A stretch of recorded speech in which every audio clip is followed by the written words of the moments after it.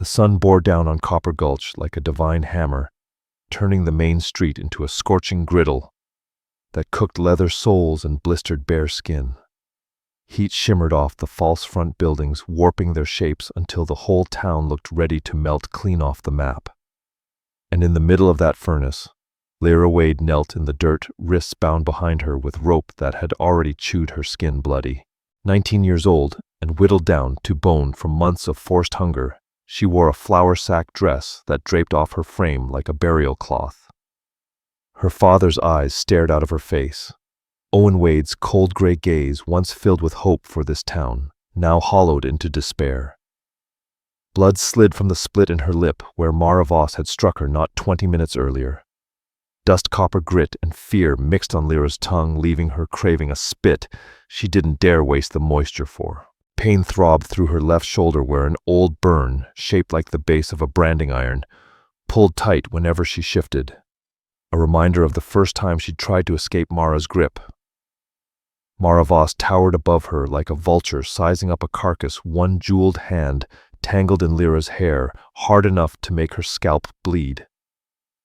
The widow who had married her father 3 years earlier and buried him 8 months ago wore black silk that cost more than a miner earned in a season. Silk paid for with the very inheritance Lyra should have had stolen from the Ice Creek claim Owen Wade died fighting to keep. "This one's nothing but trouble," Mara announced to the small cluster of onlookers, baking in the afternoon heat, her Kentucky smooth drawl dripping false sweetness. "Lazy. Disobedient. She owes me $400 in back room and board since her daddy passed and left us with nothing. I've shown her more mercy than she deserves, but a woman alone can't feed a mouth for free." Lies every word, sweet as poison. Lyra had seen the land papers last night, had watched Mara shove them away too quickly, had spotted Owen's signature forged by a clumsy hand, and stamped beside it, Vance Crowe, the man who owned half of Copper Gulch and aimed to own the rest. The man who'd written threats to Owen weeks before the accident, warning him to sell Ice Creek before fate took its course. Lyra had found that letter hidden in her father's Bible the day after his burial, pressed between Psalms and Proverbs like a curse on thin paper.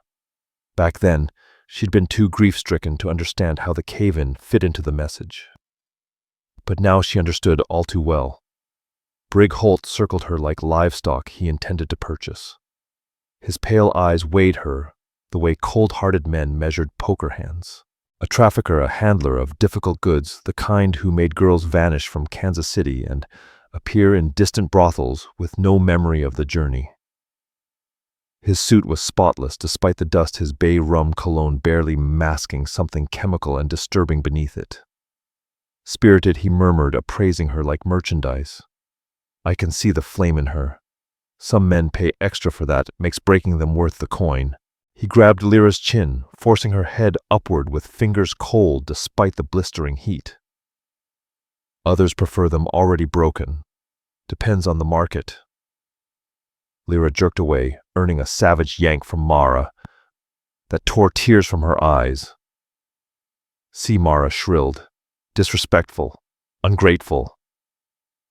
After all I've done, feeding her, housing her, treating her as my own, when I could have tossed her out after Owen died and left me with debts and a worthless claim."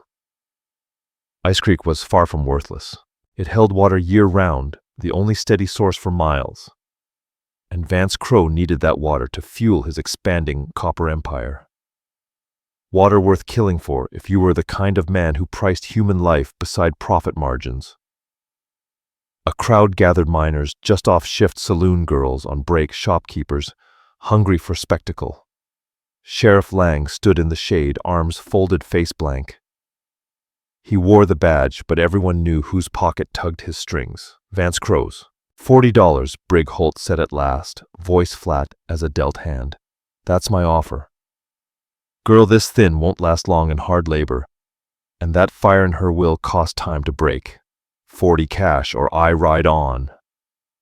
Mara's face tightened, greed and practicality wrestling behind her eyes. Lyra saw the exact moment greed won. 40 and she's yours today, Mara said. "I want her gone before sundown, witnessed and legal." Brig produced a leather purse. 4 $10 gold eagles clinked into Mara's palm like nails, sealing a coffin. Lyra watched her stepmother's fingers curl around the coins, watched the last tether to her father, sold for the price of a mid-range horse. This was happening. It was real. In 5 minutes, she would no longer be a person, just property to be hauled away and erased somewhere no one would ever look. Then hoofbeats. A single rider tearing down the North Road, horse and man, flowing like one creature carved from motion and muscle. The horse was a towering 17-hand bay, moving with an easy seasoned stride, its white blaze bright against the heat-hazed road, and its eyes sharp with thought. The man riding him carried the bearing of an Apache, at least he once had, before the world twisted itself into something that made identities harder to claim. He wore buckskin trousers and a sun-faded cotton shirt the color of old bone. His long black hair was tied back with a strip of leather. His features, cut from copper and shadow, carried an ageless quality. He could have been 30, or he could have been 50, time having carved him, but never worn him down. A rifle rode in his saddle scabbard, and a knife hung at his belt, both resting against him with the easy familiarity of tools used daily. Talic. Lyra Wade knew the name well enough. The Apache scout who had once ridden with the army until something happened, something no one ever dared speak of. A man who drifted between camps and frontier towns, claimed by neither side, trusted by few, feared by many. He reined in only 10 feet from where Lira knelt, his horse kicking up a ghostly swirl of dust that hung motionless in the blistering air. For a long breath, he simply stared, not at Brig Holt, not at Mara Voss, not at Sheriff Lang, but at Lyra herself. At the blood on her face, the rope cutting into her wrists, the resigned acceptance in her eyes, from knowing exactly what was about to be done to her. Something flickered across his expression. Recognition, maybe memory, and his jaw tightened. "That girl," he said, voice quiet yet carrying clean, across the street. Every syllable sharp as a chisel. "Don't lay a hand on her." Brig Holt's hand was already reaching for Lyra's arm. It stopped cold. "This is a private deal," he snapped. "Nothing here concerns you, Scout. It concerns me if I say it does," Talic replied. He swung down from his horse in one smooth, practiced motion.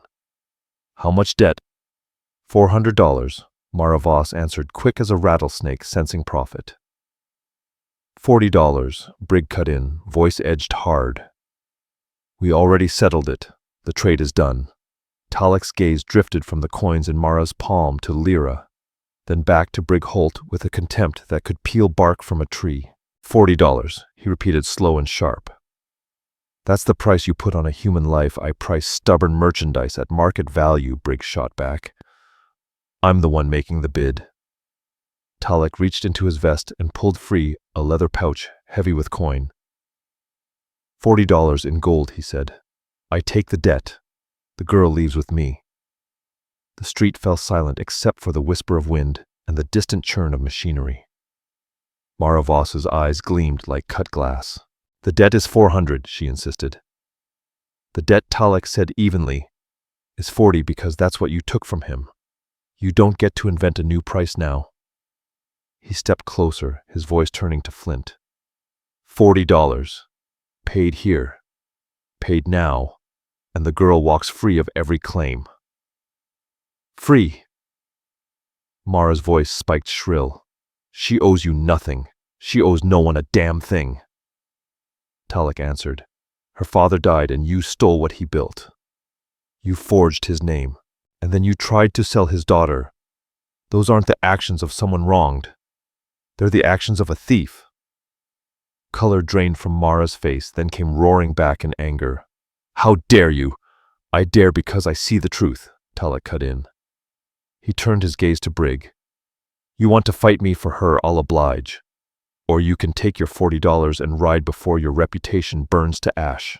Because if I start talking about what you do and where those girls end up, every town between here and Denver will be eager to greet you."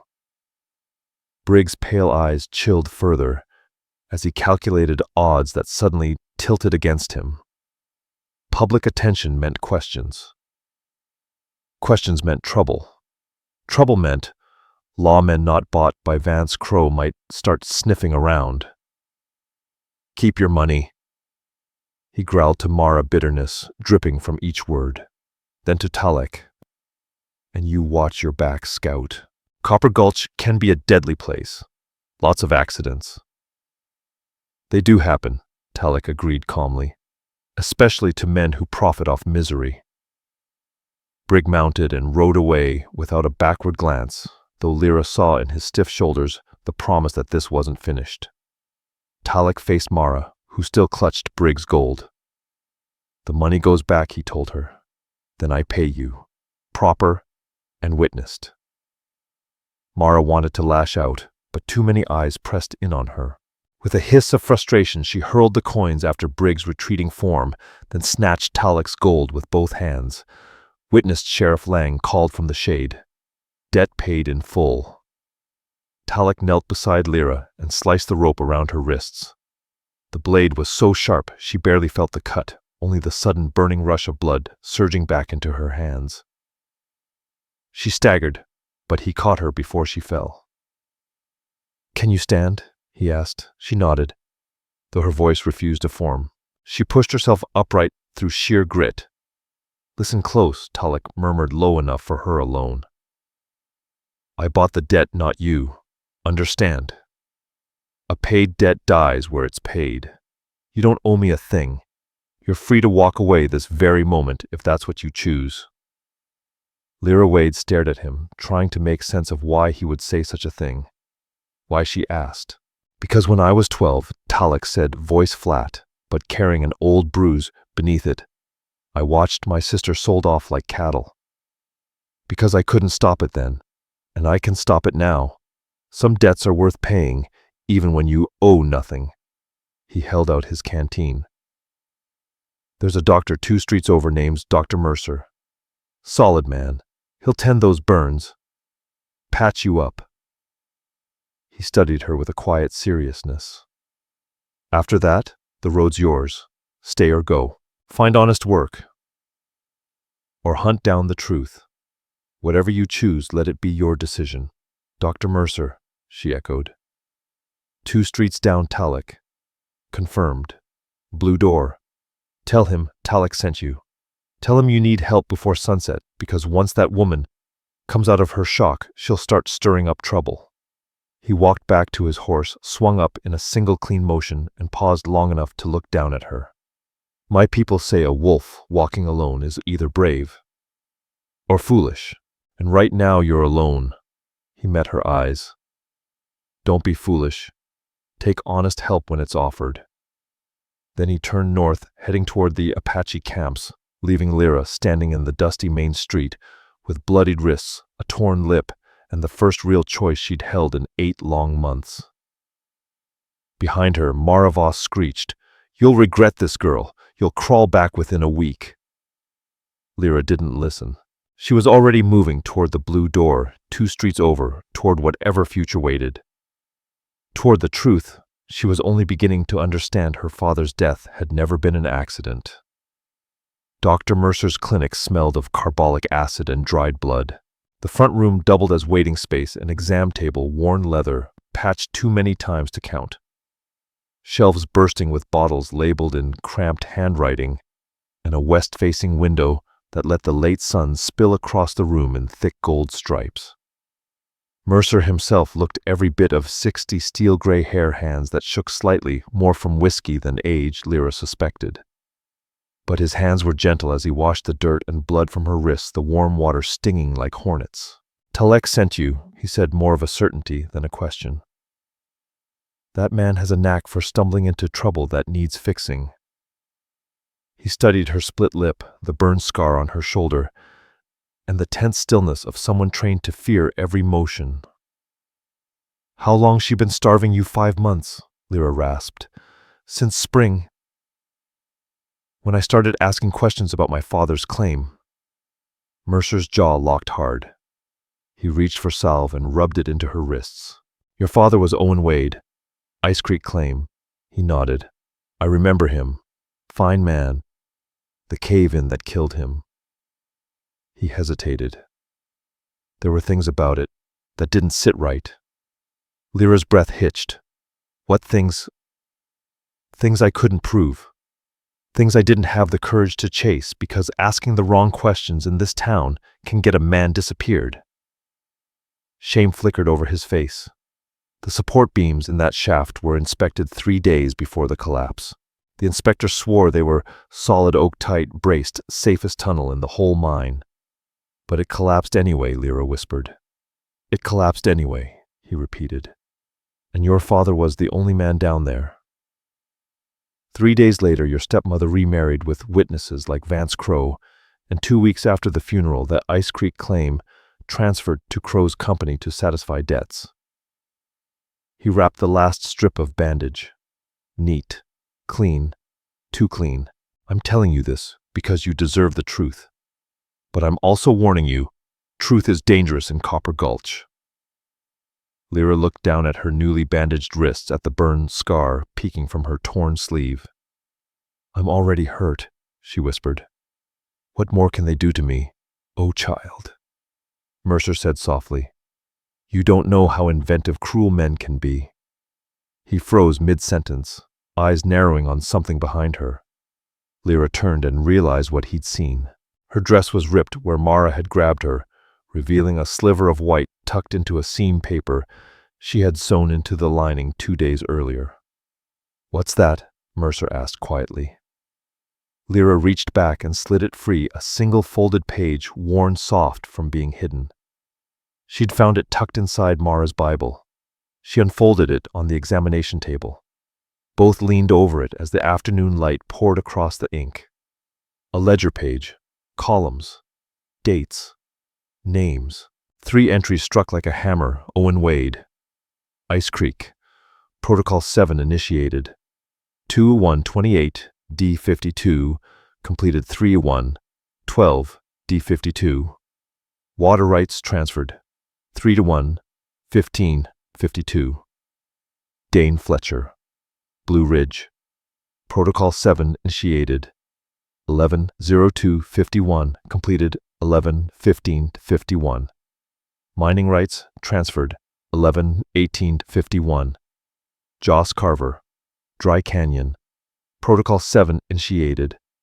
8/14/51 completed 8/20/51. Grazing rights transferred 8/22/51. And scrawled at the bottom in handwriting she recognized far too well, Mara Voss's E-Brandt. Asset liquidation. Age 19. Protocol 7 alternative. Brigholt contacted 7/15/52. Protocol 7. Dr. Mercer exhaled sharply, color draining from his face. Good Lord. This isn't just about your father. It's a system. A machine. What is Protocol 7? Lyra asked, though something deep in her bones already feared the answer. I don't know, Mercer said, but I can make an educated guess. Your father died March 12th. Water rights transferred March 15th, 3 days later. Fletcher died November 15th. Rights transferred 3 days later. Carver, same exact pattern. His eyes met hers, horror dawning there. These weren't accidents. Not a single one. Protocol 7. The door exploded open. Brigholt filled the frame, harsh afternoon light. Behind him, no longer acting alone. 3 armed men flanked him, rifles ready. And at their backs stood Sheriff Lang, hand resting deliberately on his gun. Expression carved blank. The girl stole property, Briggs said, voice flat and icy. Property belonging to her rightful guardian. We're here to reclaim it. She stole nothing. Mercer protested, though fear edged his tone. She's a free woman. Her debt was settled. Debt settled on false grounds, Sheriff Lang replied. Mrs. Voss filed a charge of theft. Until that's sorted, the girl comes with us. Lyra lunged forward, clutching the ledger page to her chest. This paper proves my father was murdered. It proves Mara helped. It proves this whole thing's a pattern. It proves nothing except theft, Brig cut in. And if you resist, things get ugly. For you. For him. One of the hired guns lifted his rifle barrel, drifting casually toward Dr. Mercer's heart. Mercer met Lyra's eyes. She saw a choice forming the same cowardly choice he'd made when Owen Wade died, when Fletcher died, when Carver died, the choice to look away. But this time, something changed. This time he'd already spoken the truth aloud. "Run," he said quietly. "What run?" In a burst of desperate courage, Mercer hurled himself at Brig Holt, slamming into him with surprising force. "Out the back, go," he shouted. Lyra didn't hesitate. She jammed the ledger page into her dress and bolted for the rear door. Behind her came shouts, the thud of fists. Mercer's ragged voice. "You want to kill me? Go ahead, but you'll have to explain it to the whole damn town." The back door opened into a narrow alley. Lyra tore down it barefoot, dress tangling around her legs, breath coming in gasps. Footsteps thundered behind her. Then the crack of a rifle split the air, a bullet smashing splinters from the wall, inches from her head. She veered left, then right, using every shortcut she'd learned growing up. Through narrow passages between buildings, over a fence that ripped her dress, across the smithy yard, where glowing coals lit the dust. She burst onto the north road, and there, like an answered prayer, stood Talic. He was checking his horse's hooves, 50 yards from town. But when Lyra exploded from between buildings, barefoot bleeding terror etched across her face, and gunman. Only moments behind, he reacted instantly. Up he barked, reaching down. Lyra grabbed his hand, and he yanked her up behind him. She wrapped her arms around his waist, just as Brig Holt and his men poured out of the alley, rifles lifting. "Stop!" Brig roared. "That girl's wanted for theft." Talic didn't bother responding. He drove his heels into the bay's flanks, and the horse lunged into a dead run. It was trained for this hard starts. Double riders running like hell was clawing at its heels. And as the rifles fired and bullets sliced the air beside them, Lyra thought, maybe hell really is back there. They thundered north toward the Badlands, a maze of ravines and dry washes only someone raised in the wilds could navigate. Behind them, pursuit raged. Brig wouldn't quit easily. But Talic knew this land like a second spine. He rode as if he and the horse shared one mind, twisting through sudden turns, leaping obstacles that appeared out of nowhere.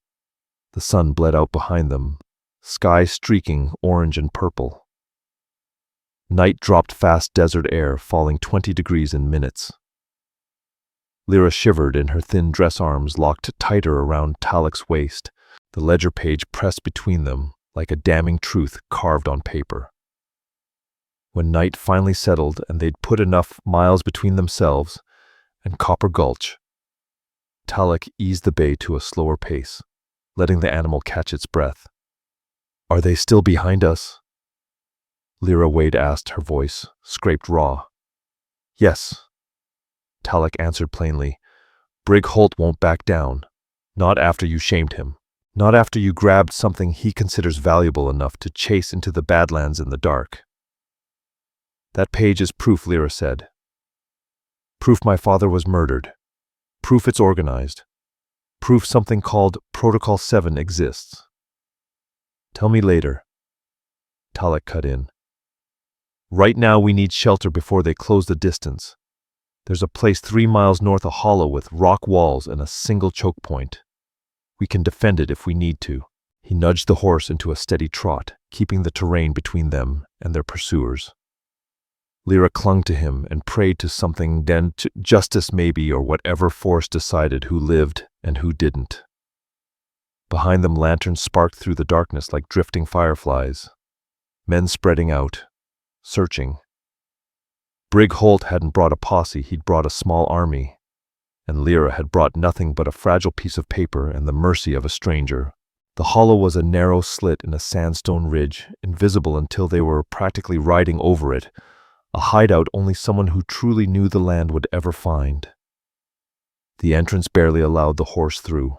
The walls rose 20 feet on either side, forming a natural tunnel that opened into a tight, circular basin 30 yards across. A thin vein of water seeped from the stone, pooling into a shallow basin, bitter mineral heavy but drinkable. Sage and juniper clung to cracks in the rock. The ground was sand and gravel, easy to enter, impossible to track. Talic dismounted and helped Lyra down. Her knees nearly buckled beneath her. She had been running on fear alone, and now that she'd stopped, her body remembered every wound. "Drink," Talic said, guiding her to the pool. "Slow. Your stomach's forgotten what full feels like."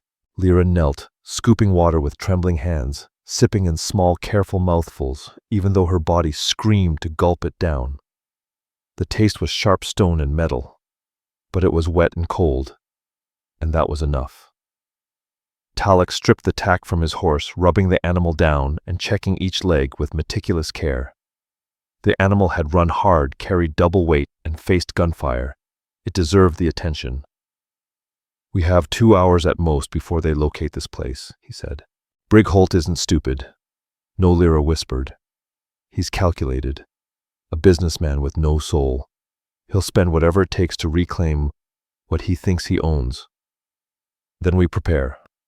Talic drew his rifle, checked the chamber, and looked at her seriously. "How many shots have you ever fired?" "None," Lyra admitted. "Then tonight's a hell of a night to learn," he replied. He handed her a Navy Colt, heavier than she expected. "Single action. Cock the hammer till it clicks. Aim, then squeeze the trigger. Don't yank it." Lyra held the pistol with both hands, feeling its weight, its intent. "I don't know if I can kill somebody." "You don't need to know yet," Talic said. "Only this: if Holt catches us, he'll put a bullet in me and drag you back. And whatever follows will make being sold look like mercy. So you point that gun at anyone coming through that entrance who isn't me and squeeze until it stops firing." There was no judgment in his tone, only fact. The honesty steadied her more than comfort would have. She checked the hammer the way he showed her, feeling the click. "I want to live," she said. "Good." Talic positioned himself near the entrance. "Now we wait. And while we wait, tell me what that paper holds." So Lyra told him. She spoke of her father's broken body, the rushed funeral, the sudden remarriage. She told him about the forged signature, the land transfer, the warning letter tucked inside Owen Wade's Bible, "Sell Ice Creek, or accidents happen." She recited the pattern she'd uncovered in the ledger, men who refused to sell dying in so-called accidents, followed by their land changing hands within days. Dane Fletcher, Joss Carver. Reed Marsh, names she barely recognized. And finally she told him about the line written beside her own name, Protocol 7 Alternative. Brig Holt contacted. Talic didn't speak for a long time. When he finally did, his voice was edged like a honed blade. "I've seen this before," he said quietly. "Not here. Not exactly like this. But I've seen men with money and power decide certain people are obstacles. I've seen systems built to erase those who don't cooperate." His jaw tightened. "My people signed treaties. So did the United States. Paper with signatures, witnesses, promises of protection. None of it meant a damn thing when gold was found or when someone richer wanted the land." He looked at her. "Your father died because he refused to give up land powerful men wanted. That paper proves it, and Brig Holt knows it. Vance Crowe knows that," Talic said, "which is why they'll spill blood to take it back." "Then what do we do?" Lyra Wade asked. "We survive the night," Talic replied. "Then we dig up more proof. The original ledger this came from. Witnesses. Anything that forces the truth into daylight where even powerful men can't smother it. And if we can't?" Talic smiled, a sharp, unsettling thing with no comfort in it. "Then we make damn sure the truth outlives us, even if we don't." Before Lyra could answer, a sound she'd dreaded rolled through the canyon hoofbeats. More than one horse, searching, closing in. Torchlight flared against the stone walls. down, Talic hissed. Lyra dropped behind a boulder, pistol clutched tight, heart thundering in her throat. Talic moved to the entrance rifle, raised his entire body, gone still as carved stone. The hoofbeats slowed, stopped just outside the hollow.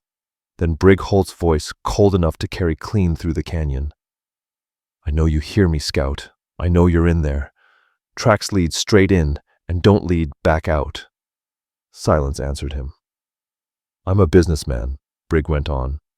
"I don't care about you. I care about profit. Right now that girl is a loss. I intend to recover that loss." Still nothing from Talic. "So here's my offer," Brig said. "Send the girl out, unharmed, right now. And you ride away. I'll even give you back the $40 you spent." His voice hardened. "Or you keep her and we come in. And when that happens, you die. And she'll wish she had." Talic's reply was quiet but carried like wind through bone. "There's a third option. And that is," Brig demanded. "You turn around. You pretend she slipped away into the desert and died of thirst. You get to keep doing business. Everybody lives." Brig laughed harsh and sharp. "You think I'm scared of you? One man with one rifle against 8. "I think you understand numbers," Talic answered calmly. "And risk. And loss. This hollow has one entrance. The first 3 men through that opening die before they know I've pulled the trigger." A long, heavy pause. "You're bluffing," Brig said. "No rifle kills 3 men that quick. One rifle doesn't." Talic agreed. "But the girl has a pistol now. 6 shots. And I taught her to squeeze, not jerk the trigger."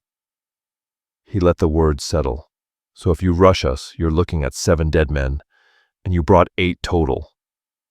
Those aren't good odds. Not good business." Silence stretched while Brig Holt did the math, measuring the worth of 1 stolen page against the price of dead men. When he finally spoke, his voice had changed, not warmer, but edged with something like respect. "You're making an enemy tonight, Scout." "I made an enemy the moment I stopped you from buying her," Talic replied. "This only seals it." The longest silence yet. Then hoofbeats pulling away, retreating toward Copper Gulch. But Talic's eyes tracked the darkness. "Only 6 horses leaving," he murmured. "He left 2 behind." Lyra whispered. "I know," Talic said. "They'll watch the hollow till daylight. By morning he'll have more men. We've got to move before dawn." He nodded toward a shadowed corner. "There's a slit in the rock behind that juniper. Too narrow for the horse, but it'll take us. As for him," he stroked the bay's neck, "I'll turn him loose. He'll find his way. Or he won't. Either way, he's safer than staying here." Lyra wanted to protest, to say she couldn't rest, but her body overruled her. The crash after terror, the weight of months of suffering. She sank to the sandy ground, pistol in hand, and sleep claimed her. When she woke, Talic was shaking her gently. The moon had dropped below the horizon. Starlight was the only illumination. "Time to go," he whispered. "Stay close. Stay quiet. If bullets start flying, you run. Don't look back." Lyra breathed once, nodded once. They slipped into the narrow cleft behind the juniper, leaving the bay horse wandering free in the hollow. They moved into the dark, and for the first time since Owen Wade's death, something stirred in her chest. Hope. Faint, fragile, but there, enough to keep her walking, enough to refuse to die quietly. They traveled for 3 days through country that looked dead, yet wasn't land that survived by being harder than anything trying to kill it. Talic led her through twisting canyons shaped by ancient floods across dry riverbeds, carved 50 feet deep over ridges of volcanic rock that shone black under the sun. They traveled mostly under cover of darkness when the desert's heat couldn't finish what their enemies started. During the day, they hid beneath rock shelves or in the narrow shadows of boulders. Lyra Wade learned to move without sound, to read the land the way Talic did, a bent twig. Here disturbed sand there, the way birds fell silent when danger crept near. She also learned to shoot. On the second night, once Copper Gulch was far behind them, Talic lined up makeshift targets, dry chunks of wood balanced atop stones at widening distances. "Stance first," he said as he adjusted her posture. "Feet apart, knees soft. Lean forward just a touch." Lyra copied him awkwardly. The colt felt heavier every time she lifted it. "Now breathe. In through your nose, out through your mouth. When your lungs are half empty, that's when you squeeze. That's when your heartbeat settles." She fired and missed by 3 feet. Again. She missed by 2. Again. By the 20th shot, her shoulder burned. Her hands shook, her ears rang. But the wooden scrap shattered and spun off the rock. "Good," Talic said, and the quiet approval felt like a rare gift. Again. "Keep going until your hands remember what your head forgets." They drilled until the pistol felt almost natural in her grip, until the squeeze-not-pull rhythm lived in her bones, until she could strike a man-sized target at 20 yards more often than not. As they rested in the ruins of an old adobe wall, at dawn, Lyra finally asked the question growing inside her. "Why are you doing this for me? Teaching me? Protecting me? You could have left me in Copper Gulch." Talic chewed a strip of jerky, so tough it might have been rawhide. He spoke slowly, each word chosen. "When I was 12, he said, soldiers rode into our village. They carried paper, always paper, claiming it meant we had to leave. My father tried to reason with them, showed them our treaty, their own paper." He paused, staring at something far away. "They burned it, said it wasn't valid anymore. My father refused to move." He swallowed hard. "That night they came back. They took my sister, she was 13, said it was for schooling." His voice flattened to something stripped bare. "We never saw her again." Lyra felt her throat tighten. "I'm so sorry." "Don't be sorry. Be angry." His gaze locked with hers. "Sorry doesn't change a damn thing. But anger makes you move. It keeps you alive. It keeps you from accepting that certain people get to decide others are expendable." He gestured toward her. "Your father wouldn't surrender the land men like Vance Crowe wanted. They killed him for that. Then they tried to erase you. Same kind of story. I've seen my whole life, just different names." His voice cracked barely. "And I'm tired of watching that same story repeat." "But you're fighting now," Lyra said softly. "We're fighting now," he corrected. "You ran when easier choices would have ended you. You grabbed evidence instead of looking away. You're still breathing. I'm just trying to make damn sure you stay that way long enough to matter." On the third day, they reached the Apache camp, 40 lodges, stretching along the White River cottonwoods, throwing shade over clear running water. The air smelled of wood smoke, tanned hide, horse sweat. Children darted between lodges. Women worked hides. Men tended horses and weapons. Talic's arrival drew attention, quiet, watchful attention. People stepped from their lodges, eyes shifting from him to the sunburned, exhausted white girl behind him. A man approached, taller and broader than Talic, features close enough to mark him as kin. His expression was unreadable. "Talic," he said in English for Lyra's benefit. "You bring trouble with you. I bring justice," Rook Talic replied. "Her father, Owen Wade, was murdered for his land. The men behind it want her dead. She carries evidence, proof of something organized, deliberate. I'm asking for shelter while we decide how to use it." Rook studied Lyra, not with Brig Holt's calculating greed, but with the sober weight of a man measuring risk. "White men's justice is not ours," Rook said. "Their papers mean nothing when they choose not to honor them. Why should we endanger our people for white men's revenge?" Talic answered without hesitation. "Because injustice to one becomes injustice to all. Because the same men who murdered her father are the ones stealing our grazing lands. The ones poisoning our river with runoff from their mines. Because," Talic paused, "because pretending not to see didn't save my sister. Turning my back never saved anyone. It only makes you part of the wrongdoing. Rook's jaw flexed. He looked around at the gathered faces, young and old, weathered by both the land and history, people who'd survived too many broken promises to trust easily. You're asking a heavy price, cousin. I'm asking for what's right, Talic answered. A long-waited silence followed. Then an elderly woman stepped forward, her skin marked by a lifetime of sun and sorrow, her hair white as frost, her movements slow but deliberate. Her eyes sharp as obsidian, raked over Lyra Wade with unsettling precision. It felt like being stripped to the bone. "This girl," the old woman said in Apache, and Talic translated under his breath. "She carries the gaze of someone who has seen death close enough to feel its breath." "Yes, grandmother Lira," Lyra replied softly, responding instinctively, though she didn't know the language. "My father." 8 months ago, Lira nodded once. "And you bear the weight of his murder with you. Do you seek blood? I seek justice." Lyra corrected, her voice steady. "I want the men who killed him held accountable. I want other daughters spared the same grief." Lira studied her another moment and then turned to Rook and spoke in rapid Apache. Talic translated quietly. "She says your words are true. Says your anger is clean. Anger, seeking justice, not destruction. Says we will shelter you." Rook's expression didn't brighten, but he gave a reluctant nod.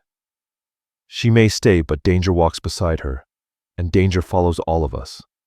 She is worth the risk," Talic said, unshakable. They gave Lyra a space inside Lira's lodge. The old woman lived alone now since her husband's death. The lodge was warm, fragrant with herbs and smoke, decorated with painted hides and drying bundles of sage. Lira treated Lyra's wounds with poultices that stung but soothed. Her touch was firm, efficient, never pitying. "You're not afraid?" Lyra asked at last. Lira arched a brow. "Of the danger I bring?" Lyra clarified. Lira snorted, half scorn, half humor. She said something sharp in Apache, gesturing wide. Talic translated. "She says we already live with danger. Says white men bring it every season. New claims, new mines, poisoned rivers, more broken words. Says you're just another drop in a flood already running strong. Might as well make that drop count." Over the days that followed, Lyra healed. Real meals replaced months of near starvation. Real rest replaced fear-soaked sleep. Her burns closed the cuts, knit together, her strength returned. And she trained. Talic taught her more than pistols, rifles too, with longer reach and different stances. He taught her to reload, fast, clear jams, count bullets without thinking. He taught her to walk the land without leaving sign, to find water in unforgiving country, to read the sky for changing weather. But he taught her something deeper. Anger could burn, or it could power you, depending on how you held it. Justice could guide you if you didn't let it become revenge. Survival could be a victory if you lived long enough to watch evil collapse under its own weight. 2 weeks into her stay, just when safety began feeling real, Brig Holt appeared. Lyra was practicing rifle shots at the targets Talic had placed 200 yards out, far enough to challenge, close enough to be safe. The recoil thudded into her shoulder, the smell of powder clinging to the air. She had just fired when she heard them hoofbeats. Many. Coming fast. Purposeful. Talic heard it too. His hand rose in a silent signal. Around the camp, movement shifted instantly. No panic, just readiness. Weapons appeared. Children slipped into lodges. Men took their positions with calm resolve. 8 riders broke through the tree line. Brig Holt led the front, pale eyes cold and hunting. Behind him rode hired guns, some unfamiliar. 2, all too familiar, the men who'd waited outside the hollow that first night, and staying deliberately behind them. Badge gleaming in sunlight was Sheriff Lang, his presence giving this raid a veneer of law. Brig reined in 50 feet from the boundary of the camp, close enough to speak, far enough to run. His gaze locked on Lyra. "Miss Wade," he called, "you've cost me time, money, and a fine piece of reputation. I'm here to reclaim what you stole and return you to your lawful guardian." "I have no lawful guardian," Lyra answered, shocked by her own steady voice. "Mara Voss forged those papers after murdering my father for his land. The law you're carrying today is Crow's money wearing a badge." Sheriff Lang stiffened because the truth stung. Brigg lifted an official-looking document, seals glinting in the sun. "A warrant," Brigg Holt announced, lifting the paper, high enough for all to see, for theft, property destruction, and assault. "County law, federal law, actual law. You come with us quiet, or we take you in, and anyone who stands in the way gets charged." Rook stepped forward, rifle loose in his hands but ready. "You hold no authority here. This is Apache land, treaty land. Your county law ends at the river." "Treaty land," Brigg repeated, smiling like a wolf. "Interesting you mention that, because I've got this." He unfolded another document, a territorial amendment from the previous year. "This revision shifts the boundary 2 miles west, which puts your camp inside county jurisdiction. Meaning Sheriff Lang here," he gestured back, "has full authority to enforce that warrant." Lyra Wade felt her stomach drop. She glanced at Talic and saw the steel tighten in his shoulders. "Let me see that paper," Rook ordered. Brigg urged his horse forward and held it out. Rook read it slowly, his jaw turning to stone. "It's real," he said quietly to Talic. "Federal seal. Governor's signature. They moved the boundary. Didn't tell us." Again, Lyra watched him wrestle with the truth. Watched him measure her life against the safety of his people. Watched him reach the same conclusion any leader would reach. She wasn't worth federal guns marching into their valley. "I'll go," Lyra said, stepping forward. "I'll go with him." "This isn't your fight," No Talic said sharply. "Talic, don't." He ignored her and faced Rook. "Cousin I know what you're weighing, but if we hand her over, she dies. And we become men who let evil go unchallenged, because resisting it costs too much." "We become survivors," Rook answered. "We live to fight another day. That's not weakness, it's wisdom." "It's surrender," Talic said softly. "And I've buried enough surrender in my lifetime." He turned to Brigg. "You want her? Then come take her. But you'll step over bodies to do it, and mine will be the first." Brigg didn't move, but something sharp flickered in his gaze calculation. One of his hired guns, either reckless or eager, raised his rifle and aimed at Talic. Lyra didn't think. Training took over. She lifted her rifle, sighted, fired. The shot cracked the air, splintering the hired man's rifle stock and blowing it out of his hands. He toppled backward off his horse with a shout. The camp erupted. Apache rifles materialized from doorways behind hides from unseen watch posts, 20 at least, all trained on Brigg Holt and his men. "Next shot, Talic," said voice like carved granite, "doesn't miss." He didn't raise his tone. He didn't need to. "Your call, Brigg. Do you want to negotiate or die, proving you can't count?" Brigg's pale eyes moved from rifle to rifle, tallying bodies, tallying risk, evaluating the only number that mattered. How many of his men would die before anyone touched Lyra? Sheriff Lang cleared his throat. "This is federal business. This is nothing." Rook snapped. "This is you leaving now or explaining to Washington why you murdered an Apache camp over a boundary dispute." The world held its breath. Then Brigg Holt smiled, a cold, vengeful blade of a smile. "This isn't over. Vance Crow knows about that ledger now. He'll spend whatever it takes to get it back and silence anyone who's seen it." He shifted in his saddle. "You just declared war on the richest man in this territory." "You're still on my land," Rook said, voice cutting clean. "And my patience just ended. Leave." Briggs spun his horse. His hired guns followed. Sheriff Lang hesitated, troubled, then rode after them. But Lyra noticed something important. They weren't riding south toward Copper Gulch.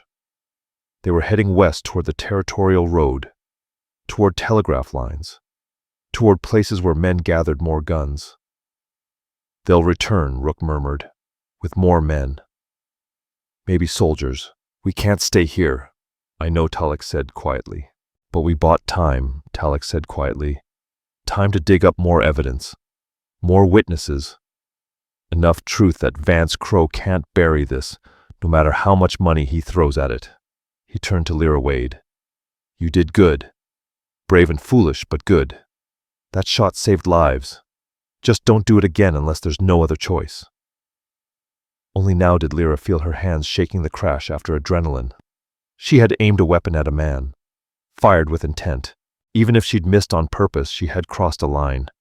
The girl who'd been sold like livestock 2 weeks ago never could have done that. Talic rested a steady hand on her shoulder. You're becoming someone who fights back. Don't ever apologize for that. This world has more than enough people who turn their faces away. That night, while the camp argued over what came next, Lyra and Talic sat by the river beneath a sky full of stars. I'm scared, she whispered. Not of Brig Holt, not of Vance Crowe, not even of dying. I'm afraid of what I'm turning into. Someone hard, someone I won't recognize. You're afraid of turning into me. Talic answered, no offense in his tone. No, yes, maybe. Lyra tossed a pebble into the water. You're not hard. You're something different. Something I don't have a name for. Talic's gaze stayed on the dark water. I'm someone who's seen what happens when good people stay silent, and I made a choice. I'd rather be dangerous to wicked men than harmless and useless. Better to be hard and alive than soft and dead. Does it ever get easier? She asked. No, he said simply. You just learn how to carry the weight, how to breathe under it. A long silence followed, broken only by the river. Then Lyra spoke again, words tumbling out before she could stop them. When that hired gun aimed at you, I didn't think about evidence or justice.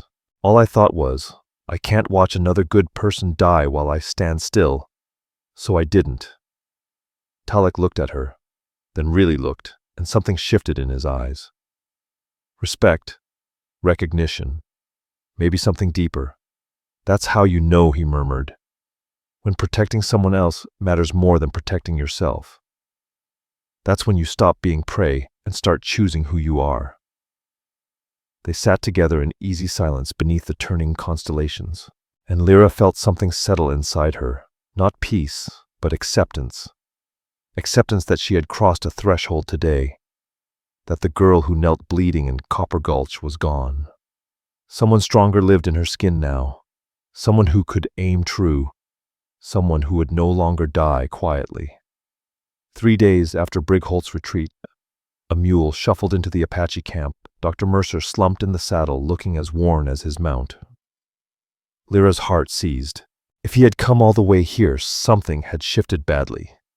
He dismounted stiffly, gray-faced, exhausted, frightened. Several Apache lifted their rifles, but Rook was already stepping closer when Talic raised a hand. This man helped us. If he came here, he had cause. Dr. Mercer looked at Lyra, relief breaking across his features. You're alive. Thank God. After you ran, I wasn't sure. Brig Holt came back 3 times, destroyed my clinic, threatened me. I couldn't pretend anymore. Couldn't keep looking away. He pulled a heavy bundle from his saddlebag's oilcloth, wrapped around something solid. With trembling hands, he unfolded it. Ledgers. 4 of them. Leather-bound pages, packed tight. And a smaller diary, initials, pressed into the cover, CQ. Vance Crowe. After you fled, I started asking questions. Dr. Mercer said, voice gaining strength, quietly, carefully. Asking minors, checking old death certificates, comparing dates. Then, I broke into Crowe's office, picked the lock on his safe like a criminal. And I found these.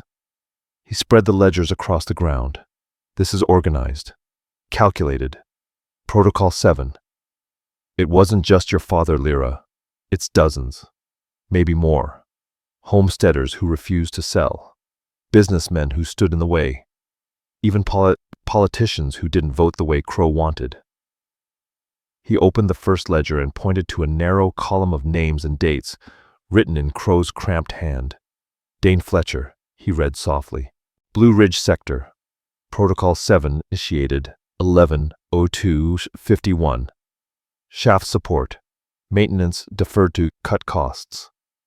Completed 11:15:51. Death ruled accidental. Mining rights transferred 11:18:51. Cost $200. Payment to Amos Creed. He turned the page. Joss Carver. Dry Canyon. Protocol 7 initiated 8:14:51. Well poisoning arsenic trace levels undetectable. Completed 8:20:51. Natural causes officially. Grazing rights transferred 8:22:51. Cost $150. Payment to Amos Creed. The weight of the truth settled over the camp like a storm rolling in. Owen Wade. Ice Creek. Protocol 7 initiated 2:28:52. Shaft support maintenance deferred. Blast pattern altered to ensure collapse. Completed 3:12:52. Death ruled accidental. Water rights transferred 3:15:52 via marriage proxy M. Voss. Total cost $300 paid to Amos Creed. Lyra Wade's vision blurred. She had suspected the truth, but seeing it recorded like bookkeeping her father's murder, itemized as a business transaction, made her stomach twist. There's more, Dr. Mercer said softly. The diary is worse. He didn't just authorize it. He engineered every step. He opened the smaller monogrammed journal, Vance Crow's diary, to a marked page. February 15th, 1852. Wade refuses to sell Ice Creek despite generous offers. Stubborn temperament. Wife deceased, emotional vulnerability present. Research indicates local widow, suitable for leverage, greedy, malleable. Direct protocol, 7 possible, but water rights, complicated by heir daughter. Need clean transfer, marriage proxy or secondary protocol. Consult Brig Holt re-trafficking option. February 28th, 1852. Mara Voss, ideal candidate, acquisitive, desperate, compliant. Courtship initiated via Amos Creed. Inspection scheduled. March 10th. Creed confirms support beams can be overlooked for $50 supplement. Must execute before spring, melt increases water table. March 12th, 1852. Protocol 7 completed. Wade crushed in collapse instantaneous. 0 witnesses. Voss cooperative, as expected. Marriage license filed same day, backdated to March 1st. Daughter restrained pending secondary protocol decision. July 15th, 1852. Daughter troublesome. Attempted escape twice. Asking dangerous questions. Voss recommends Holt's solution cleaner than direct removal, profitable alternative, feasible for resale. Lyra's hands trembled violently. The diary slipped from her fingers onto the dirt. Talic picked it up, scanned the entries. With each line, his face darkened until his eyes were as black and cold as a starless night. He wrote it all down, Talic said, voice tight. He documented murder after murder, like it made him proud, because he believed no one could touch him. Dr. Mercer replied, bitterness sharp in his tone. Wealthy enough, connected enough, corrupt enough. He assumed even if someone found this, they'd never dare challenge him. Rook leaned over the ledger's jaw set hard. How many names, he asked quietly. Dr. Mercer had already counted. 43 confirmed Protocol 7 cases, he said. From 1847 through last month. 43 people murdered for property profit or political advantage. 43. Lyra's father was only one among them. One killing in a machine of killing another body fed into the gears. A fury rose inside her, so fierce she could hardly breathe. It felt like drowning, like being crushed under stone, like suffocating on the same greed that had erased 43 lives. "We have to stop him," she whispered. Her voice sounded hollow, stripped clean of anything but purpose. "We will," Talic said, absolutely certain. This, he gestured at the ledgers, is evidence corrupt officials can't easily bury. We take it to a territorial judge, to federal marshals, to every newspaper west of the Mississippi. We shine so much light on it, Crow can't bury a single page. "There's a problem," Dr. Mercer said quietly. "These are copies. Good ones, I traced every signature, every line. But still copies. A clever lawyer will claim forgery. Without the originals, this may not hold up." "Then we get the originals," Lyra said, steady and sure. "That's suicide," Rook snapped. "Crow knows someone raided his safe. He'll have guards. Traps. Every precaution a paranoid man can afford." "Probably true," Lyra agreed. "But we don't have another choice. With copies alone, this is suspicion. With originals, it becomes fact, indisputable, lawful fact." She looked at Talic, her voice steady as iron. "You said I'm becoming someone who fights back. Well, this is me fighting. My father died because Crow wanted water. 42 others died for the same greed. If I won't risk everything now, then their deaths meant nothing." Talic studied her a long moment, weighed her resolve, then finally nodded. "Then we plan," he said. "A real plan. Crow's mine office is fortified and guarded." "We've got 6 weeks," Dr. Mercer said. "Circuit Judge Thaddeus Carver rides into the territory then. He's honest, one of the few men Vance Crow can't buy outright.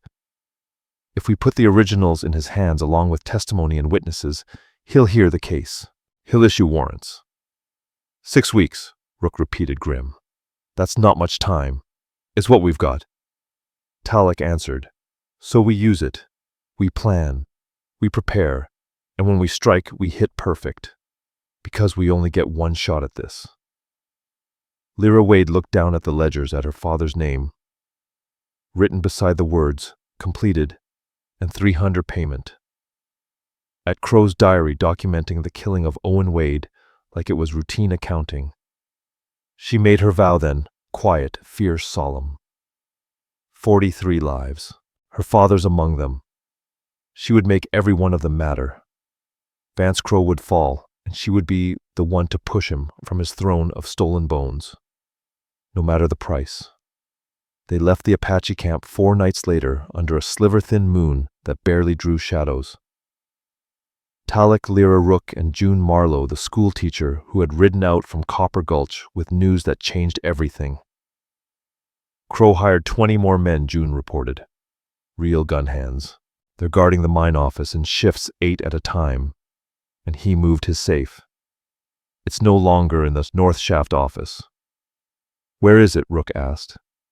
"In his private chamber," June said. "Inside the mine, 200 feet underground. One way in, one way out." "That's madness," Rook growled. "No one can fight through 20 hired guns." Talic only smiled, a dangerous, razor-thin smile. "We're not fighting them. We make them fight each other. We make Crow panic, scatter his men, scramble his focus. When we move, he'll be looking the wrong way." The plan was complicated, risky. A single misstep meant death for all of them. They split into 2 groups. Dr. Mercer returned openly to Copper Gulch, playing the weary doctor who'd hunted fugitives and found nothing. His position gave cover. His knowledge would be crucial. Talic, Lyra, Rook, and June slipped through hidden canyons and dry washes, paths only someone born to this land could navigate. They traveled by moonlight, slept in daylight, left no tracks. On the 3rd night, as they threaded through a narrow canyon Talic had used before, Rook stopped abruptly. His hand rose a silent warning. The others froze. "Rockfall," he whispered, examining the blockage ahead. His fingers brushed the stones, found char marks, smelled sulfur, fresh blasting powder. He didn't finish saying trap. Gunfire erupted from the canyon rim above. 5, 6, maybe more rifles cracked at once. Muzzle flashes bloomed in the darkness like lightning, ripping the sky apart. The sound became thunder echoing off tight stone walls, until it felt like the whole desert exploded. Bullets screamed, ricocheting violently from rock. The air vibrated with deadly heat.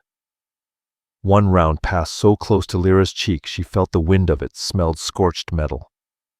The horses went wild. June's mare reared, nearly throwing her. Rook's gelding bolted toward the rockfall. Rook lunged sideways, slamming into the canyon wall, so hard Lyra heard the thud of bone on stone. Talic grabbed Lyra, dragging her behind a boulder, his body shielding hers as another volley hammered the canyon. Stone chips exploded, slicing her skin. Blood stung her cheek. How many? Talic shouted. Lyra risked a glance. 5 on the left rim, 2 on the right. And someone farther back, can't see him. But Brigholt's here, I saw his coat. Talic shoved his rifle into her hands. Keep their heads down. Make them duck. Don't worry about hitting anyone. Just make them think twice. Lyra braced the rifle, found a silhouette against the faint lighter sky. She forced one breath, then another, and squeezed the trigger. The kick slammed into her bruised shoulder. Pain burst white-hot through her body. She nearly screamed, but held it in. Above them, a voice snarled in fury. Jesus, hell! A hat tumbled from the rim, skittering down the canyon wall. Talic used the opening, leaning out to fire twice, quick and controlled. The first shot sparked off stone. The second hit flesh. Lyra heard the heavy impact, a man screaming, his rifle clattering down the rocks. Then came a sound that turned her blood to ice. Rook's grunt. Soft. Surprised. Disbelieving, the sound of a man who doesn't yet realize he's been shot. Lyra twisted toward him and saw Rook stagger, one hand pressed to his chest. Blood seeped between Rook's fingers. Dark, steady. Too much coming too fast. A second shooter, perched somewhere high where they hadn't spotted him, had found a clean angle through a narrow crack in the canyon wall. Rook had been outlined for only a heartbeat, and that was enough. His knees buckled. He crumpled hard, sliding down the rock face and leaving a dark smear in his wake. No! Talic breathed, the world freezing around the word. He lunged for Rook, dragging him deeper behind cover, ignoring the bullets still screaming overhead. June Marlowe scrambled after them, instincts overtaking fear. Pressure, she said, sharply, her hands already pressing against the wound. But blood poured between her fingers with every weakening heartbeat, hot, slick, relentless. I need bandages, cloth, something, she whispered, desperation cracking through her practiced calm. But they all knew. Lyra saw it in June's eyes, professional knowledge tangled with helpless hope. She saw it in Talic's face as he gripped Rook's hand. She saw it in Rook's eyes already, clouding, already drifting somewhere far away. Rook tried to speak. His lips shaped Apache words, but only blood spilled out, thick dark bubbling with each broken breath. Pink foam gathered at the corners of his mouth. Stay with me, Talic said, voice tearing apart. Brother, stay! We finish this together. Don't leave. But Rook's gaze was fading like a lantern guttering out. His hand tightened once around Talic's wrist, a final message words could never reach, then went slack. His last breath rattled out of him, wet and ragged. Silence followed. A heavy, crushing silence, the kind that marks the precise instant a life ends. Lyra stared at Rook's still body and felt something inside her splinter. Understanding. Terrible, burning understanding. He died because of me, she whispered. No. Talic's voice struck like iron, sharp enough to cut. He died because evil men kill to protect their own power. Because Vance Crowe ordered this ambush. Because Brigholt laid this trap. He locked eyes with her. You give blame where it belongs. To them. The men who pulled triggers. The ones who paid for bullets. Not to yourself. Not to him. Gently, Talic closed Rook's eyes. Then he turned to Lyra, and something in his expression chilled her to the bone. Not just grief, though it lived there. Not only fury, though it burned beneath. Something colder, sharper. A man who had just paid a price he could never afford and intended to collect repayment with interest. "Can you ride?" he asked, voice stripped of everything but purpose. Lyra nodded, unable to speak. "Then we ride. No stopping. No mourning. Not yet. Not until Crow pays for every drop spilled today. Rook's blood. Your father's blood. All 43 names in that ledger. They left Rook's body where he fell. No time for rights. No time for grief. Only survival and the brutal arithmetic of justice, shaped like vengeance." Above, the gunfire had ceased. Brig Holt's voice echoed down the canyon, smug and satisfied. "One dead at least. Pull back. Let 'em run. They know we're here now." They found a narrow fissure hidden behind a stunted juniper, barely wide enough to force a body through. But staying meant dying, so they squeezed in. Rocks scraped, skin tore clothing, pressed from all sides. Lyra bit her lip until she tasted blood to keep from crying out as stone ground into her injured shoulder. Behind her, June whimpered softly, yet kept crawling. They spilled into a tight side canyon, only to come face to face with 3 more gun hands, Flint, Rex, and Bram, each with a weapon raised and ready. "Well, look here," one of them drawled, grinning. "Something just crawled out for us." Lyra moved on instinct alone, Talic's training echoing in her bones. "Squeeze, don't pull." She lifted her pistol, found the middle man's chest, and fired. 10 feet. Even shaking, even hurting, she couldn't miss at 10 feet. The man folded instantly, shock replacing his smirk as blood spread across his shirt. The remaining 2 dove for cover, firing wildly, as Talic answered with 2 clean, deadly shots. One shrieked. The other dropped without a sound. "Run," Talic said, flat final. They ran through the narrow cut across a dry wash past a ridge carved with ancient Apache symbols, staring like stone witnesses. Behind them, shouts, hooves, fury. Brig Holt wouldn't stop now. He couldn't not after losing 3 men. They reached the hills above Copper Gulch, just as a false dawn began to pale the sky. The town sprawled below them, like an open wound, smoke curling up from smelters, the steady pounding of the stamp mills echoing through the valleys. And there, carved into the mountainside, waited the mine entrance, a black maw leading straight toward Vance Crow's private office. And the safe holding evidence worth dying for, worth killing for, worth the 43 murdered lives, worth Rook's blood, worth whatever price came next.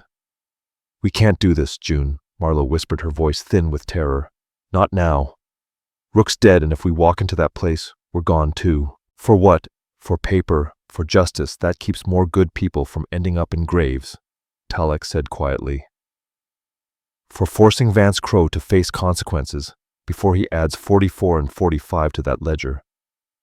For making Rook's sacrifice mean something." He turned to Lyra. "Your call. We can still turn back, hand the copies to the judge, and pray they hold up. It's safer, smarter. But maybe not enough," Lyra said. "Copies can be written off as forgeries. The originals can't. The originals put a noose around Crow's neck." She thought of her father of the diary describing his death like a budget item. She thought of Rook's blood drying on her hands. She thought of 43 victims whose deaths were tallied like stock losses. "We get the originals," she said, "whatever the cost." Talic dipped his head once. "Then we need a diversion big enough to drag guards away." June swallowed, then spoke steady. "I can make that happen. I'll set fire to the equipment shed, make it look accidental. Once it catches, they'll drag every breathing man to stop it before it reaches the powder stores." "That's suicide," Lyra protested. "So is your plan?" June shot back.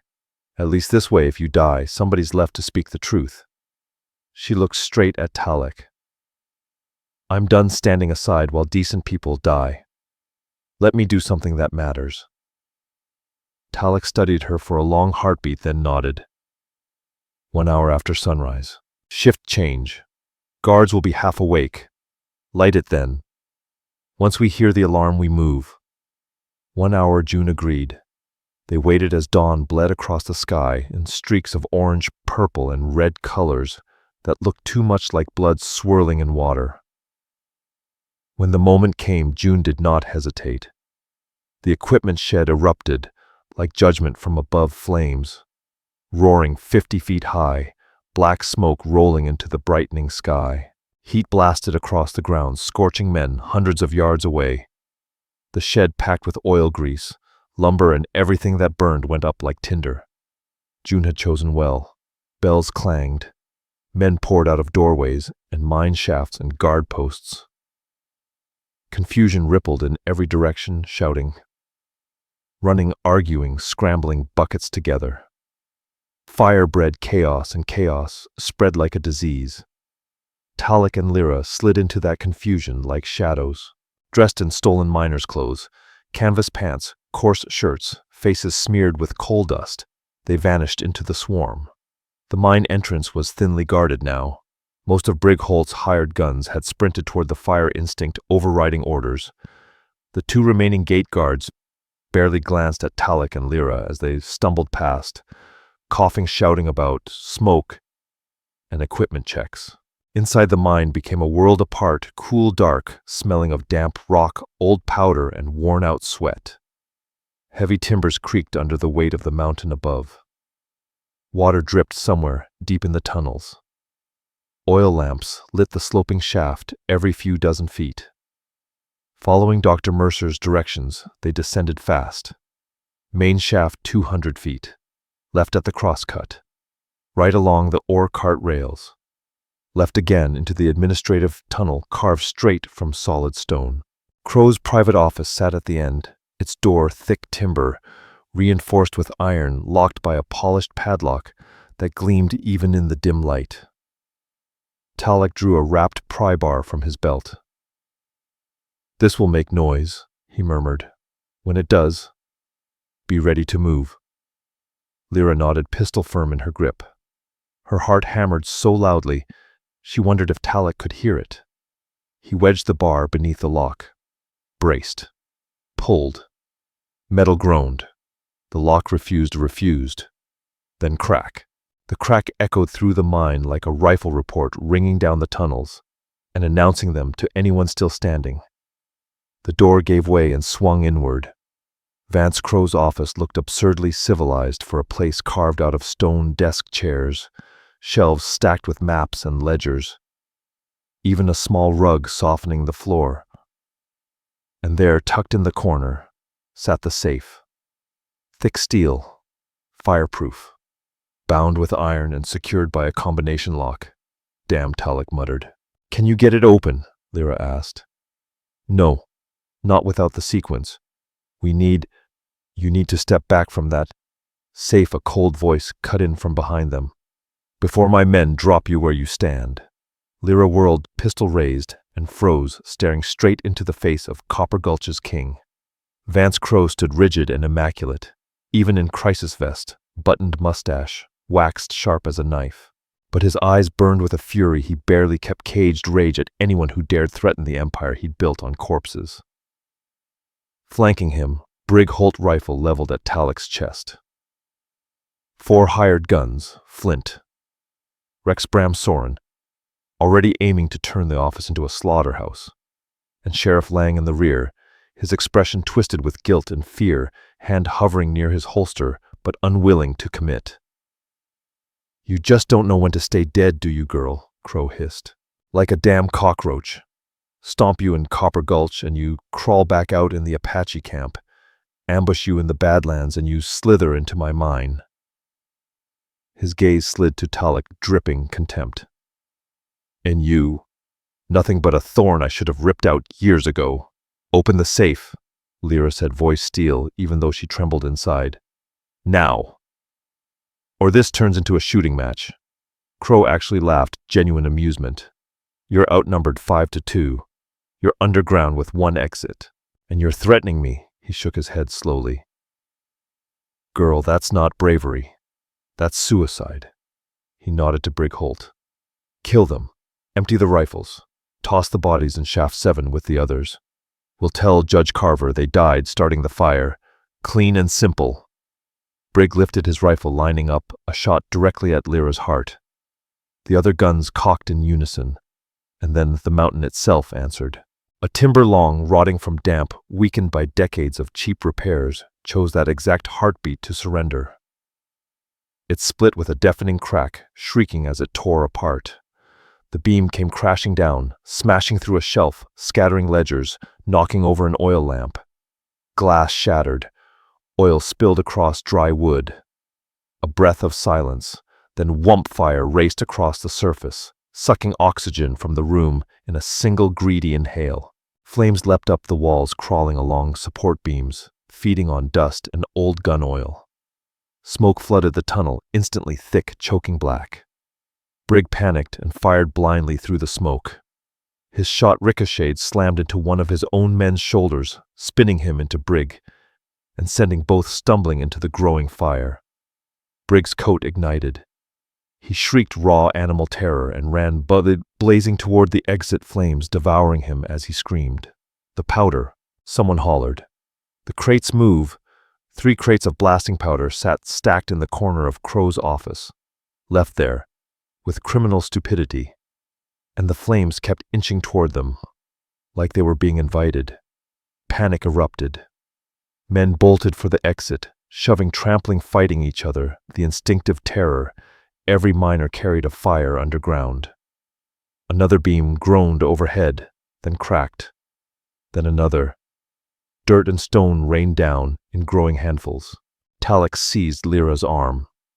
Out now. But Crow was already spinning the safe's dial with frantic hands driven by the same greed that had killed 43 people.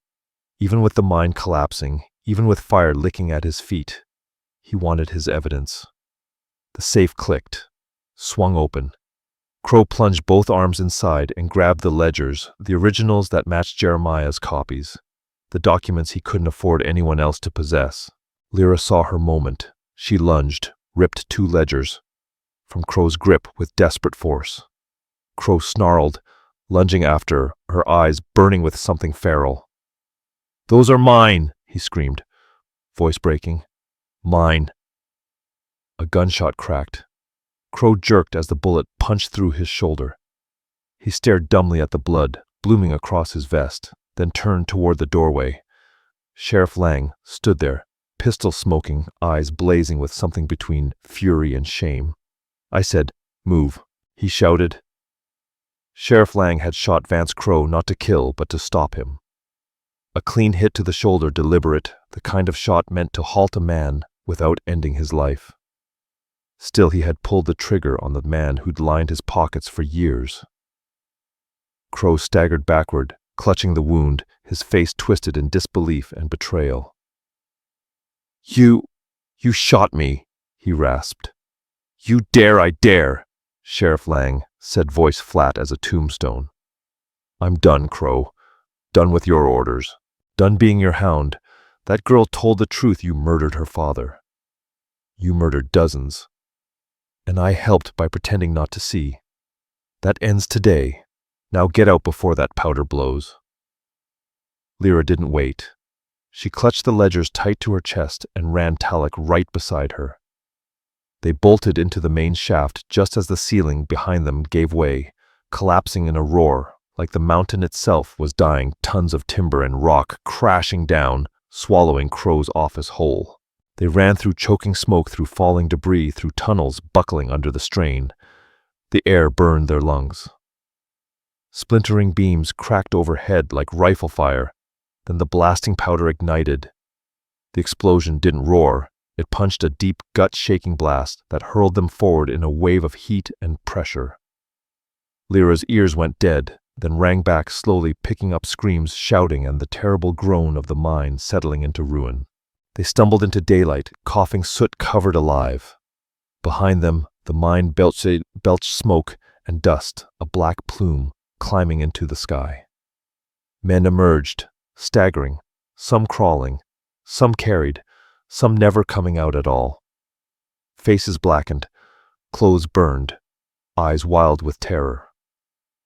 Vance Crowe came out last, bleeding, supported by 2 guards. Despite the fire, the collapse being shot, rage still poured from him like poison. A crowd gathered: miners, townsfolk, shopkeepers, saloon girls, everyone who had heard the rumors, seen Dr. Mercer's copies, or lost someone to accidents that never made sense. Crowe saw them and snapped. "Those Apache bastards did this," he shouted, thrusting a shaking hand toward Talic. "He broke into my office, set the fire, tried to kill us all. Sheriff, arrest them. Hang them. I want—" "Shut your mouth," Sheriff Lang said. The words were quiet, but the entire yard froze. Even Crowe froze, mouth dangling open in shock. "I told you, I'm done," Lang continued. "Done with your corruption. Done pretending your word is law." But Crowe was already reaching for his vest pocket where he kept a pearl-handled derringer, his little insurance. His eyes locked on Lyra, burning with murderous intent. If she died, the ledgers meant nothing. If she died, he might still walk free. He had the weapon half drawn when Lang fired. The bullet smashed into the derringer, sending metal and pearl exploding from Crowe's hand. But Crowe lunged anyway, desperate, feral. The last act of a man losing everything. Lang fired again. The shot tore into Crowe's other shoulder, spinning him sideways, dropping him to his knees, in the mud. Blood seeped from both wounds. His face went gray. Realization dawning, he was finished. "I said shut your mouth," Lang repeated, gun still trained on Crowe. "And stay down unless you want the next round to be fatal." Lyra stepped onto an overturned crate rising above the crowd, though her face was streaked with soot hair, scorched clothes torn. She held the blood-spattered ledgers overhead for all to see. "You want truth," she shouted, voice raw but strong. "Here it is, his handwriting, his orders, his signature." She opened the first ledger. "Dane Fletcher, shaft support, deferred to cut costs." He died when the roof fell. Joss Carver, well poisoned with arsenic days after refusing to sell. Owen Wade, my father blast pattern changed to cause collapse. Murdered, so Vance Crowe could steal our water. Her voice cracked but didn't falter. Months of fear and fury finally finding release. He called it Protocol 7, his system for killing people who wouldn't sell. 43 names in these books. 43 people murdered for land and water and profit. And I was supposed to be number 44.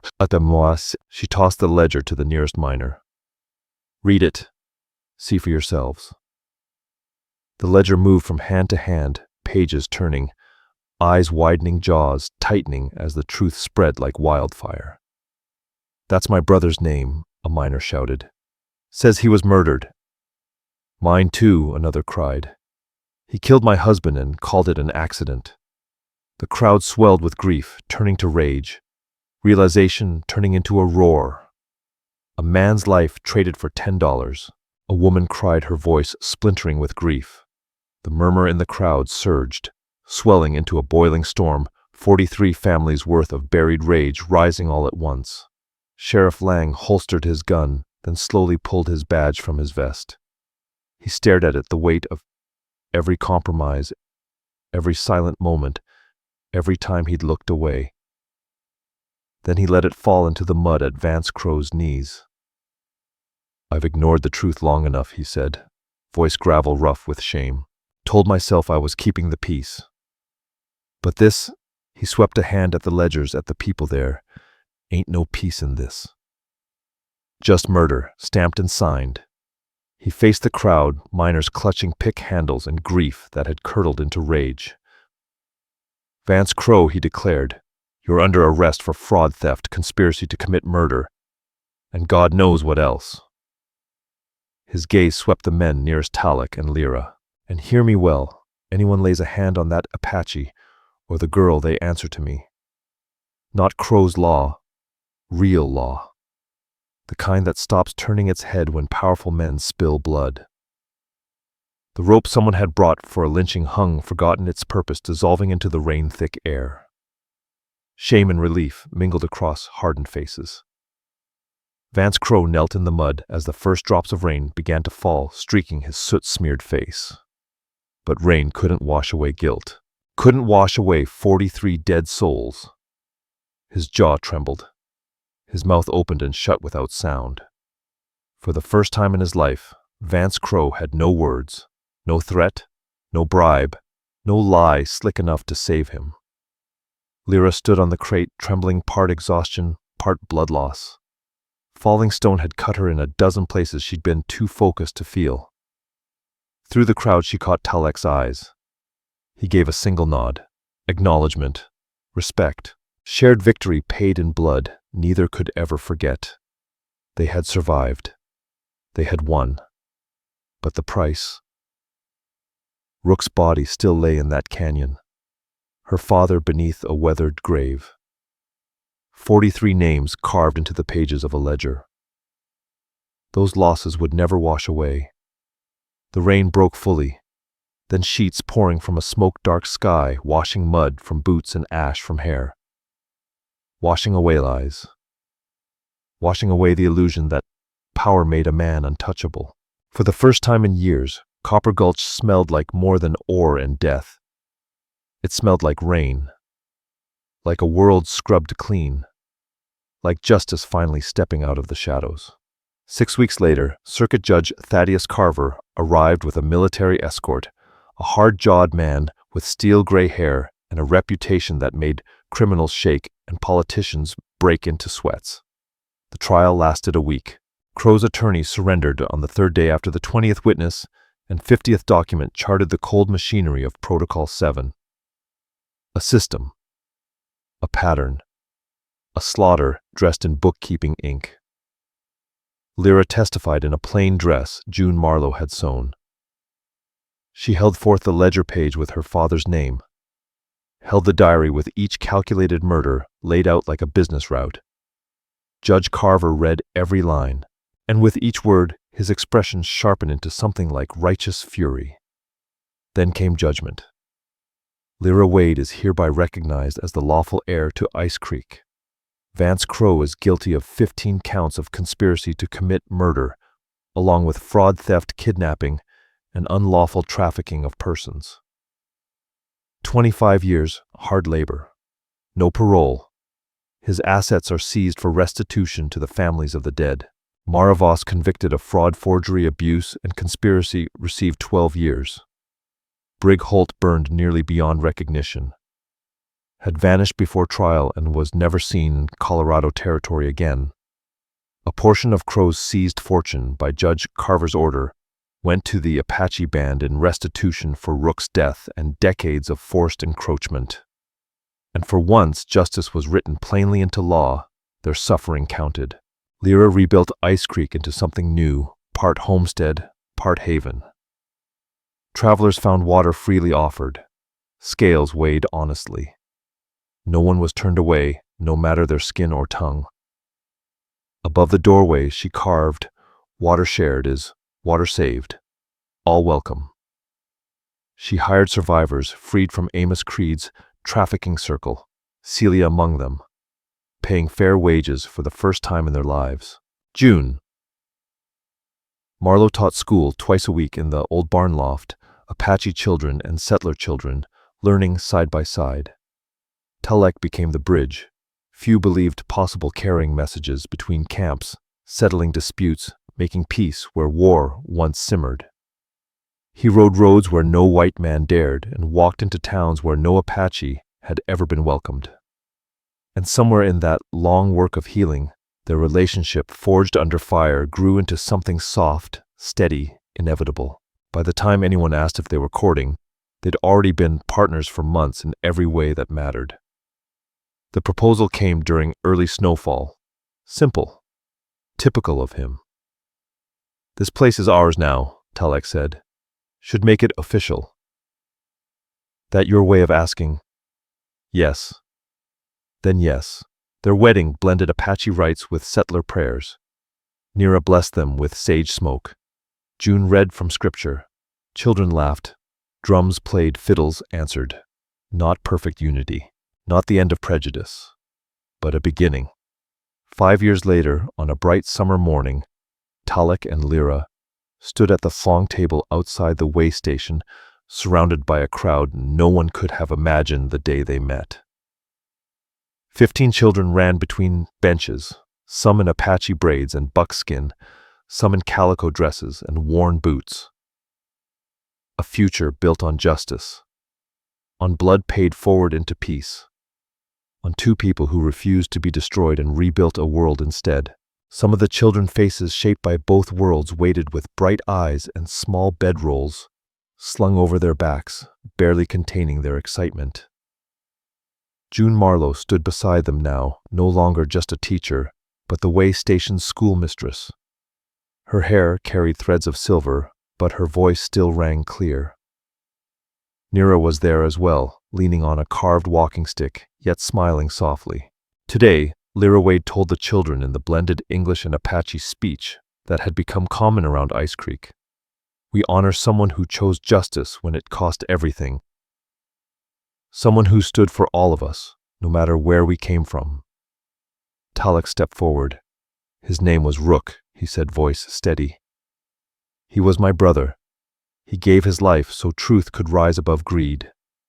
So every one of you could grow up in a place where justice isn't just a word rich men throw around. The group set off on foot, Lyra and Talic, leading with June and Lira following behind them. The children trailed along in a chattering, jumbled mix that paid no mind to which of them came from Apache camps or settler cabins. The walk up the ridge took 2 hours, broken by water stops, moments spent studying hawks circling overhead, or pausing to hear stories about Rook, how he could track a deer across bare stone, how his laughter ricocheted off canyon walls, how he never kept the last strip of dried meat for himself. When they finally reached the cairn, Lyra told the children, "This is where justice was earned, not handed down, where someone stood firm while others would have walked away, where love, real love for what's right, meant more than life." Talic spoke in Apache, then repeated it in English. "We honor him not with sorrow, but by becoming the people he died protecting. We honor him by choosing peace, by refusing to let anger or old hatred shape who we grow into." Each child placed a stone on Rook's cairn, a tradition born over the years. Every stone was a promise. Remember, honor, carry forward. Then June taught them a simple song, verses in both languages. It told of sacrifice and hope of different peoples learning to walk the same trail of water shared, and land respected, of justice earned through courage. Their voices lifted together Apache syllables and English words, braided on the breeze, crossing the prairie, where Rook had fallen and where, because he had fallen, something new was able to take root. When the song faded, Lira spoke in Apache and Lyra translated, "The dead live on in the world we build for the children. The future, not our grief, is the greatest honor we can give them." They descended as the sun slid toward the horizon, children tired and dusty, but smiling, some holding hands across lines that had once seemed impossible to cross. Lyra and Talic walked behind the group, watching the little ones scramble down the trail. Apache and settler children helping each other over rocks, sharing water, laughing freely. "He would have loved this," Talic said quietly. "He made it possible," Lyra answered. Back at the way station, families gathered their children and headed home, some toward the Apache camp, some to distant ranch houses, others to the growing mixed community forming around Ice Creek. Lyra stood on the porch, watching the sun melt into the horizon over land that was at last truly becoming home. The creek still wound past the station, carrying the past with it, while nourishing the present, carving fresh paths through ancient stone. And on the ridge, Rook's cairn still stood, weathered but unbroken, a silent reminder that some people choose to stand firm when the easier path is turning away. The road between the two worlds, the road between Apache and settler, between past wounds and future promise, between two people who had survived, What should have destroyed them continued on, maintained and walked daily. Proof that sometimes the hardest journeys lead exactly where they need to. Lyra and Talic had built that road together through the daily grind of choosing justice over convenience, mercy over gain, truth over comforting lies. Not through grand speeches or dramatic gestures, but through the quiet, steady decisions that shape character more than any vow spoken aloud. It wasn't perfect. It never would be. But it was possible. And possibility earned through blood, through pain, through refusing to let darkness win was enough. It was everything. All stories are created for entertainment purposes and may include fictional elements or dramatized interpretations inspired by historical settings. We use AI tools, voiceover visuals, scripts as creative assistants. However, all content is reviewed, refined, and edited by humans to ensure emotional authenticity and storytelling quality. We fully comply with YouTube's policies regarding AI-generated content and do not use any deepfake techniques or misleading recreations of real individuals. All visuals and supporting materials are properly licensed. Sharing, re-uploading, modifying, or distributing any part of this content in any form requires written permission. We appreciate your support and respect for original creative work.